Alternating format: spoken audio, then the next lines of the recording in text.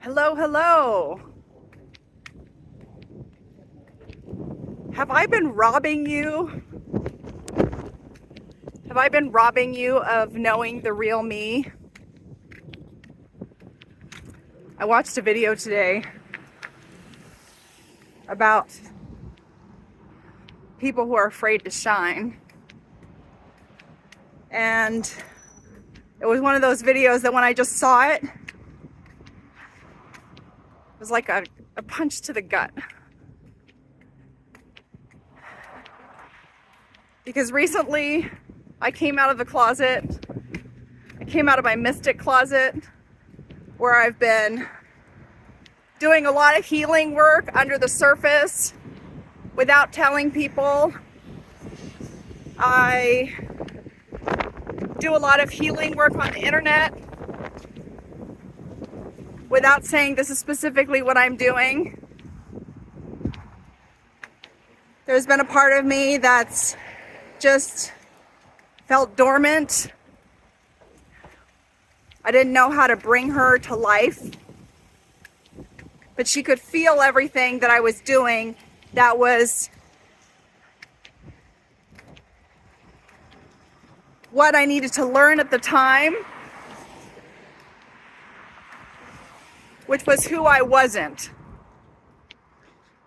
I don't know if you relate to having people tell you who you're supposed to be according to their perception. And we see the world not as it is, but as we are. And I had a split view of the world.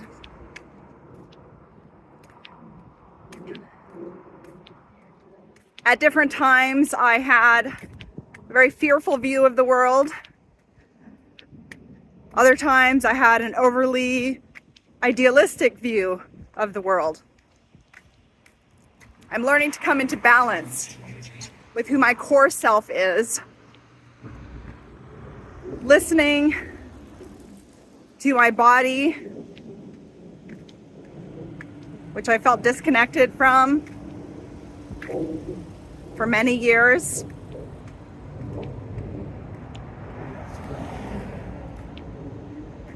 And only really listened to when the sensations got loud enough.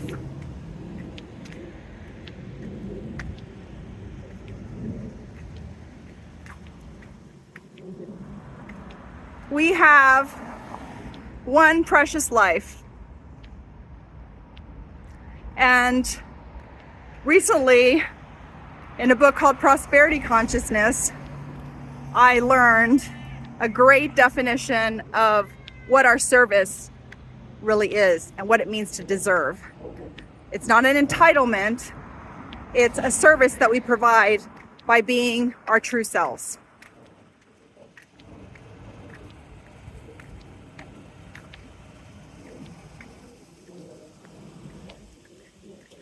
And now, we're very multifaceted, all of us. And so I don't believe this true self is rigid. I believe it's fluid. And for me, I've had an ability to adapt to different circumstances and embody different versions of me. Oftentimes, that version of me came from a place of fear. I was afraid that if I was my full self, I would upset others, although I ended up doing that anyway sometimes. I was afraid that if I was my true self, others might try to hurt me. That ended up happening anyway. I was afraid if I was my true self, people might feel like I hurt them. I've been accused of that anyway.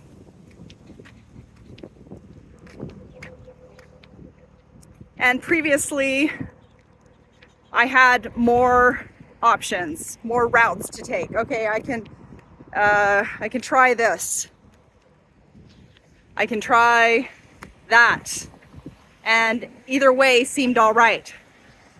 Now I'm at a place where certain things feel very wrong. And the thing I felt was the most wrong was that I was doing a lot of healing work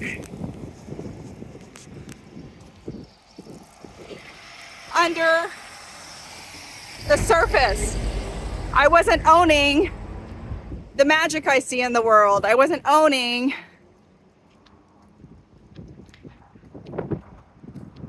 how we're all connected, and the way I've experienced the world is that we're all connected.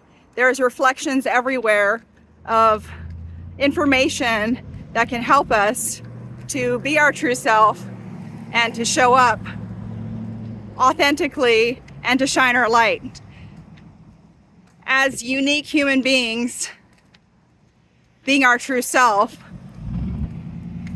informs others of what's possible. And what I've consistently done is ask others what's possible for me.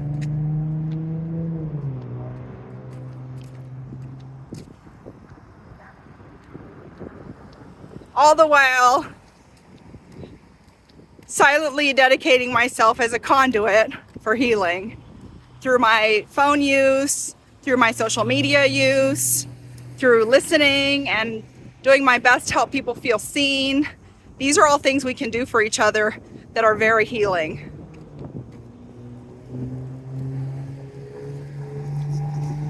We have in our hands every day a smartphone device where we can, through our thoughts and our intentions, send healing energy into all our actions online, and through that, connect with other people. This is through quantum consciousness. Before I even learned about quantum healing, which is a term coined by Deepak Chopra, I began to see these connections and how our emotions, or whether they're suppressed or expressed, are very powerful ways that we can connect to who we truly are and find ways to change this world and create a new world. In my own life, I found that during times of chaos is a perfect time to create, because all the rules are changing and we can ride that momentum. I'm at a point now, again, where everything I tried to do that's made sense to my logical mind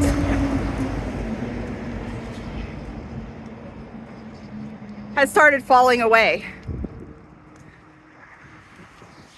And I could clearly see that if I did not take the steps to connect with my core self and to shine my own light, that I was just going to go nuts, and not in a good way. That I needed to go nuts in an honest, heartfelt way and see what happens. Unattached to outcome. And so that's where I'm at. The eclipse has changed the energy big time. I've done a decade of intense healing work personally and with other people. And it's work that I've done with very little resources. So my intention is to share all those resources with you.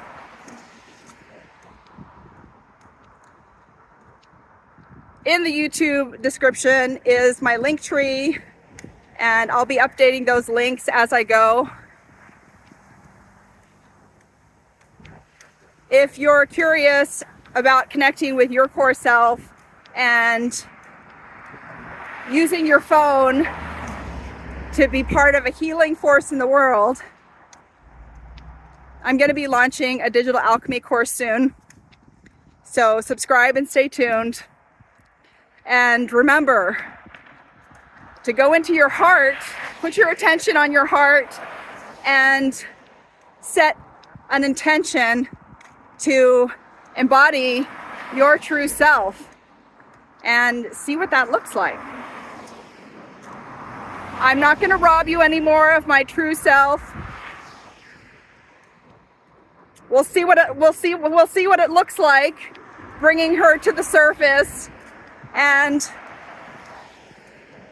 not giving so many fucks about what people think and how I'm supposed to come across, not accepting limiting beliefs of other people, not accepting my own limiting beliefs, trying to play small, trying not to ruffle feathers until I can't stand it anymore, and then I go and do it again. Just coming in to who I am. It's the year of the dragon. Every 12 years has been a massive shift for me, and maybe you too. Regardless, there's a lot of change, and we can all use this to come in to who we truly are and go on that wild journey of self-love, and self-care will come from there. And it's going to be a deep self-care that's going to support who you are really at your core, and that'll flow into everything. Thanks for watching. Much love, and thank you for being you.